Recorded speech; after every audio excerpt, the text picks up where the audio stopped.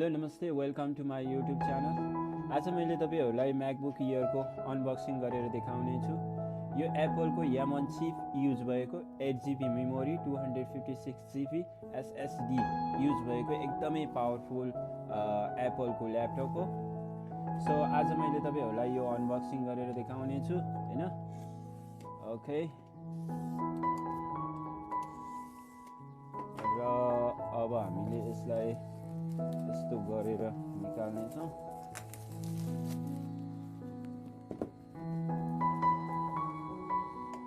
यो बक्स भित्र एउटा यो चार्जर हैन, चार्जर प्लग, अनि यो चार्जिङ केबल छ हैन। यो दुईटा छ यसमा। अनि यो बक्स भित्र यहाँ चाहिँ एप्पल को लोगो रहेछ, अनि युजर मेनु छ। यति नै हो। अनि अब तपाईहरुलाई मैले यो क्यूट एप्पल को ल्यापटप देखाउने छु हैन। यो क्यूट यस्तो लाइट छ हैन, यति सानो छ, तपाईहरुले जता लिएर पनि हिँड्न सक्नुहुनेछ। अब हामीले यसलाई खोलेर हेर्ने छौं हैन। यो प्लास्टिक भित्र रहेको छ। यस वी क्यान चेक। अब यस्तो रहेको छ। यो बक्सलाई म यता राखिदिन्छु अहिले हैन। अनि तपाईहरुलाई यो क्यूट ल्यापटप देखाउँदैछु। यो एप्पलको ल्यापटप हो हैन। यति लाइट छ। अब मैले यसलाई खोल्छु हैन, यसरी खोल्छु। यो ल्यापटप यस्तो छ। हामीले जुनसुकै एप्पलको प्रोडक्टहरु पनि खरिद गर्दाखेरि यो अटोमेटिकली अन हुन्छ।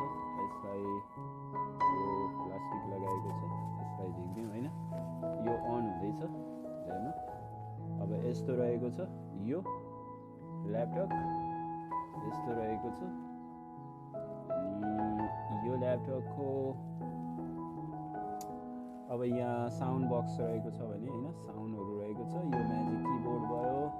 अनि यतापट्टि एउटा हेडसेट, तपाईहरुले हेडसेट जोड्न सक्नुहुन्छ। यहाँ थन्डरबोल्ट रहेको छ हैन। एउटा चार्जिङ गर्ने चार्जिङ पोर्ट पनि रहेको छ।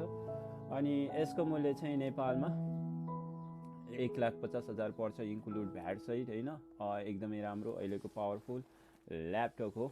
सो अब मैले यसलाई चाहिँ सेटिङ पनि गर्ने छु।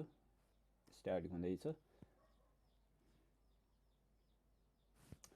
र अब मैले यसलाई प्रयोग गरिसकेपछि तपाईहरुलाई यो म्याकबुक कस्तो छ भनेर फेरि तपाईहरुलाई यसको बारेमा रिभ्यू गराउने छु।